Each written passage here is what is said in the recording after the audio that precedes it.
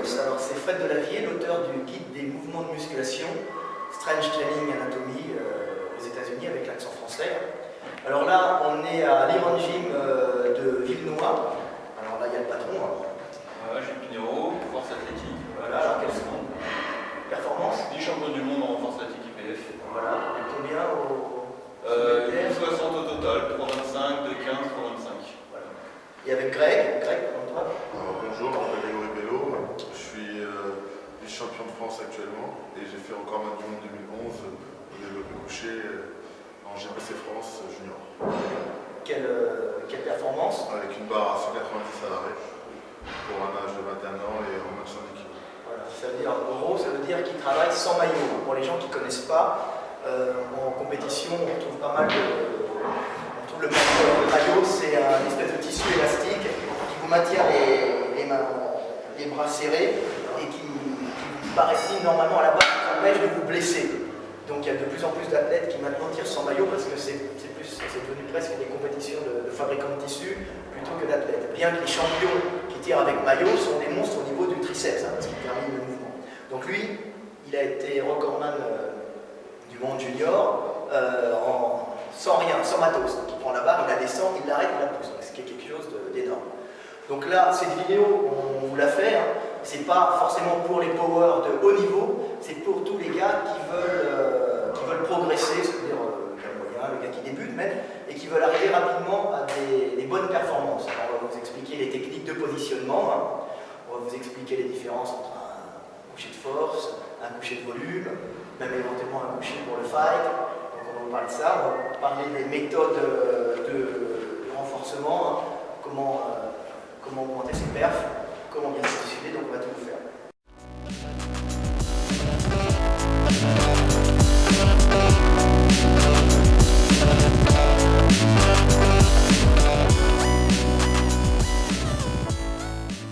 Le coucher, c'est quand même un sport dangereux, une activité qui peut être dangereuse si elle n'est pas maîtrisée.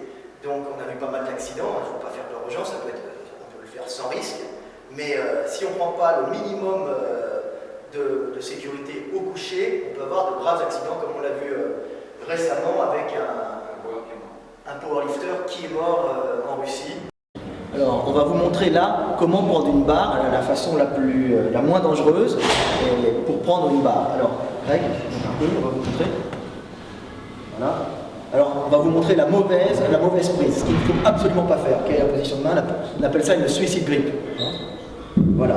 C'est quand le pouce, tu vois, quand le pouce est du même côté des doigts. Ça veut dire que s'il prend la barre, il suffit qu'il soit un peu fatigué, la barre peut ripper ici, il peut se la prendre ou sur la poitrine, si les paroles ne sont pas là, parce qu'il faut des paroles de chaque côté ou derrière, ou, plus grave encore, sur le cou ou la mâchoire. Donc on se retrouve avec un type qui peut mourir ou qui peut avoir une cage thoracique enfoncée. Donc, toujours une prise classique avec le pouce du même côté des doigts. Bon alors là on va vous montrer les deux styles de coucher qu'on rencontre le plus souvent. Donc, le coucher classique pour les bodybuilders, pour ceux qui veulent travailler les grands pectoraux, et on va vous enchaîner direct, le coucher style powerlifter pour ceux qui veulent travailler la force. Donc là le but c'est de pousser un maximum de poids sur une répétition, l'autre ça va être d'enchaîner des séries, de faire de la série avec des séries répétitions de 5 à 10, 15, 20 pour le volume. Et le but, ça sera de localiser sur le pec, donc de travailler les muscles. Donc ça, c'est le coucher bodybuilder, il va faire une, deux, trois. Vous allez voir qu'il ne fait pas de claque et qu'il travaille avec de l'énergie élastique accumulée par les muscles. Voilà. Greg va nous montrer le coucher powerlifter. Donc Greg, positionne-toi à développer coucher classique. Alors, d'abord, on commence assis, bien se positionner sous la barre. Voilà. Les pieds au sol, voilà, on rentre vers la barre, on descend un peu, voilà, on se positionne, voilà, une cambrure, alors là, c'est un peu excessif parce que c'est un powerlifter, donc son but quand il est dans ces positions, c'est de limiter la descente de la barre, et en même temps, en limitant la descente de la barre, d'avoir plus de force, et aussi d'éviter de tirer trop sur les pecs, parce qu'on peut se déchirer le grand pectoral qui est ici, si on descend trop le coude, vers le bas. Donc c'est pour être plus sûr et plus puissant. puissant. Donc c'est pas forcément le but recherché par un bodybuilder qui lui cherchera à isoler le pec en descendant au maximum. Donc vous voyez, il est cambré, les pieds bien au sol, stable, la tête fixée sur le banc, il inspire, il bloque la respiration, il passe, hop, il va descendre la barre, hop, il pousse, et il repose la barre avec le bras. La claque qui est à la base chez les powerlifters a pour but justement d'éliminer l'énergie élastique accumulée dans les pectoraux lors de la descente. Ça veut dire que les pectoraux agissent comme un peu la corde d'un arc en se bandant. Avec le poids, il récupère l'énergie du poids et il